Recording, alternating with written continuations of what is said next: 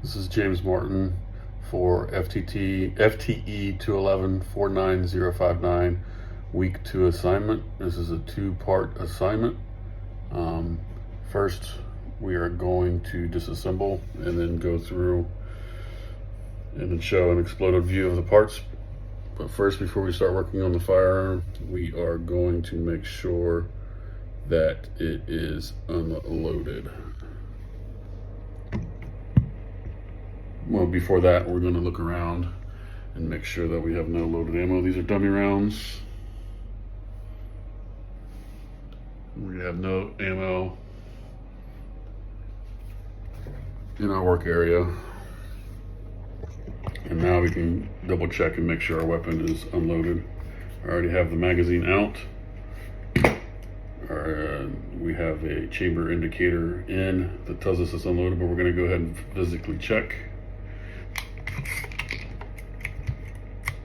And then we want to visually check. Sometimes we want to stick our finger in there and just be careful. And that tells us that it is safe and ready to roll and to work on.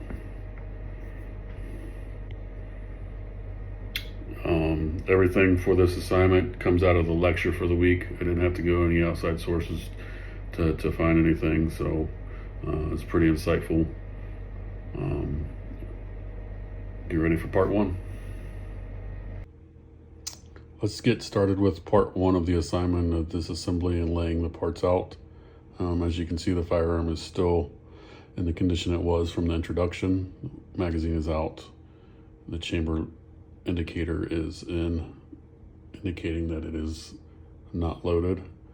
So we're going to pause this video and I'm going to disassemble it, and I'll be back with an exploded view of all the components. Continuation of part one, the exploded view. I have everything laid out on a printed sheet. There are a couple of things that I did not get out. The injector and the injector pin. I do not have the proper size tool punch to get the pin out. And then the plunger tube, I didn't feel like damaging it, so I left it alone. But everything else came apart pretty smoothly. As you can see, there's all the pieces.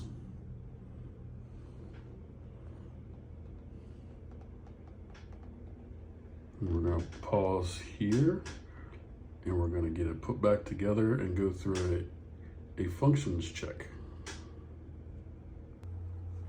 Continuing on with part one, we got it, the 1911 put back together. And now we're gonna put 6 parts in a random generator and go over their functions and their cycle of operations. The first, we have the frame, as you can see here on the printout. The function, the frame is a central component of the pistol, housing and supporting the other parts. It contains the grip, trigger guard, and magazine well. The cycle of operation is the frame is present throughout the cycle of operations, serving as a structural underpinning for all subsequent components. Next, we have the slide. The function, the slide houses the barrel and recoil spring assembly. It moves back and forth during the firing cycle. The slide is essential during the unlocking, extraction, and injection phases of the cycle. It moves back and forth, back to open the barrel, retrieves the spent casing, and eject it. Next, we're going to go with the barrel. The barrel guides and stabilizes the bullet as it exits the rifle or pistol. Chambering, locking, firing, and unlocking are the most important phases of operation for the barrel. It holds the round in the chamber, locks into position during firing, and unlocks so the slide can travel. Next, we have recoil spring assembly, which is right there. The recoil spring assembly absorbs and reduces the recoil force produced during firing. It also helps to return the slide to its forward position. The recoil spring assembly works during the unlocking, extraction, ejection, and chambering phases. It reduces recoil during firing and aids in returning the slide to its forward position. Next, we're going to go with the trigger. When you pull the trigger, it starts the firing sequence. It releases the hammer, which strikes the firing pin and ignites the primer.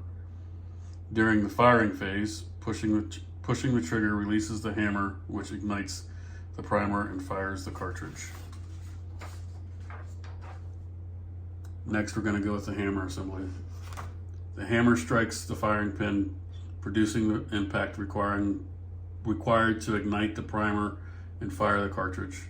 The hammer is most active during the firing phase, where it is released by the trigger to strike the firing pin and start the firing sequence. And that's it for part 1. So this is a continuation of week 2 assignment. This is part 2, showing the complete reassembly of the firearm. And then we're going to go through the cycle of operations and going through the expectations. So we're going to go start with feeding. In this step, in the feeding step, a round is stripped from the magazine, which I just loaded a magazine full of dummy rounds. A round is stripped from the magazine and positioned into the chamber with the forward movement of the slide. Ta-da. Chambering, which you just saw, which is also chambering. The round is fully seated in the chamber by the forward movement of the slide. The barrel hood should be in contact with the back of the cartridge case, ensuring that it's properly chambered. Locking, which it is locked. The expectation for that is going to be the slide and barrel lock together. At this stage, the barrel lugs engage with the slide, preventing further rearward movement and ensuring that the chamber is sealed for firing. Firing, which we're going to fire. Make sure you're pointing it in a safe direction. Pull the trigger, releases the hammer. The hammer strikes the firing pin, which in turn strikes the primer, which causes a controlled explosion of the cartridge, propelling the bullet out of the barrel. Unlocking after firing. So once you fire it, the slide will move back. It's kind of tough. It's brand new. The barrel and slide are initially locked together. During unlocking, the barrel and slide separate, breaking the lock, which extracts the round and ejects it.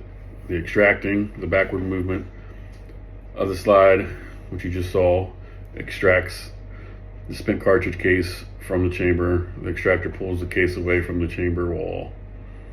Ejecting, which you also just saw, the extracted case is ejected from the firearm. The ejector strikes the base of the case, forcefully expelling it from the ejection port. Cocking, which we also saw by me forcing it back. The slide continues in its rearward travel, and it cocks the hammer, which is right here.